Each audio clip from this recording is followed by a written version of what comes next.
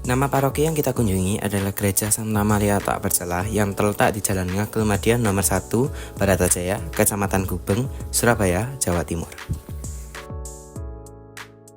Gereja pertama kali dibangun secara sementara pada tahun 1968 dengan memanfaatkan sebagian bangunan Sekolah Dasar Katolik Santa Clara. Namun, seiring dengan pertumbuhan jumlah umat, gereja ini mengalami perluasan besar pada tahun 1972. Pembangunan tahap 2 dimulai pada tahun 1974 untuk menambah kapasitas hingga mencakup balkon di sekeliling ruangan utama.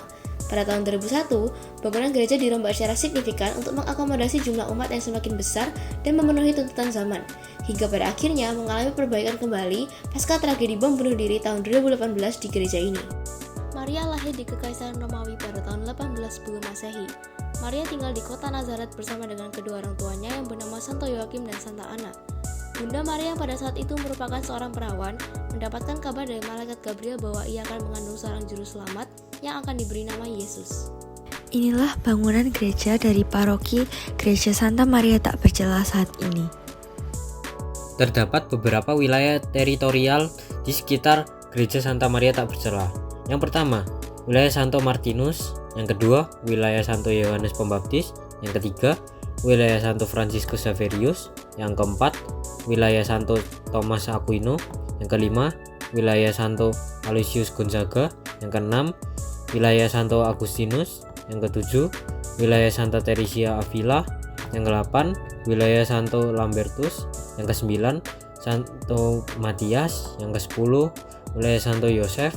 Dan yang terakhir, wilayah Santo Markus. Susunan onigram DPP dimulai dari Ketua RT Benedictus Prima Novianto Saputro dengan Wakil Ketua RT Thomas Agustinus Wibowo, RT Ilitius Yosef Sumarno, dan RT Agustinus Pratisto Trinarso. Wakil Ketua Khusus Stasi Saint Yosafat, RT Agustinus Eka Winarno, Sekretaris 1 Stefanis Indra Kusama, Sekretaris 2 Andrea Gatot Ratna Setiawan, Sekretaris 3 Gregorius Tri Mariono, Bendahara 1 Frida Sufianti, Bendahara 2 Yosef Doan Amarta. Kemudian ada bidang sumber pembinaan, kerasulan khusus, dan kerasulan umum, serta seksi-seksi lain seperti liturgi, biak, karya misioner, kerawam, dan lain-lain sebagainya. Kekasan paroki.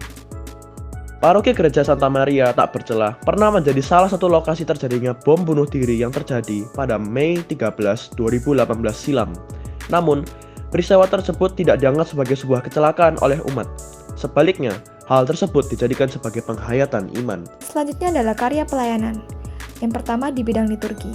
Terdapat 3 jenis misa. Yang pertama adalah misa harian setiap hari Senin sampai Jumat pukul 5.30 pagi dan jam 6 malam. Hari Sabtu pukul 5.30 pagi. Yang kedua yaitu misa Jumat pertama yang dilaksanakan setiap Jumat minggu pertama pada pukul 5.30 pagi dan jam 6 malam. Dan yang ketiga yaitu misa mingguan setiap hari Sabtu jam 5 sore dan Minggu jam 6 pagi, 8 pagi, dan jam 5 sore. Di bidang pewartaan terdapat katekumen yang dilaksanakan secara offline setiap hari Kamis pukul 6.30 malam dan hari Minggu jam 10 pagi di Balai Paroki Lantai 3. Dan juga katekumen online yang dilaksanakan setiap hari Jumat pukul 7 malam. Karya pelayanan di bidang persekutuan. Yang pertama, Legio Maria. Legio Maria terbagi menjadi beberapa presidium.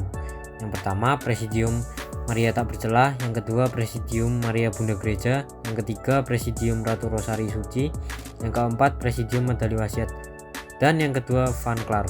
Terbagi menjadi beberapa bagian. Pertama, pertemuan rutin. Yang kedua, kunjungan lansia dan orang sakit. Yang ketiga, bakti sosial. Yang keempat, rekoleksi. Yang kelima, pertemuan anggota Vanclar antar kota. Bidang yang terakhir adalah bidang pelayanan. Gereja Santa Maria Tak Bercelah memiliki karya dalam bidang pelayanan yaitu CU Prima Danarta, lalu ada klinik dan apotek, serta orang tua asuh atau yang biasa disebut OTASA.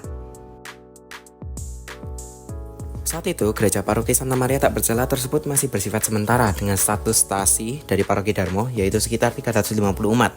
Pada tanggal 19 September 1971, dimulai penggalian fondasi untuk pembangunan gereja tahap 1. Gereja tahap 1 diberkati pembangunannya oleh Uskup Surabaya MGR Jan Antonius Kloster CM pada tanggal 24 Desember 1972 dan penggunungan pita dilakukan oleh Ibu Sukojo, istri wali kota Surabaya.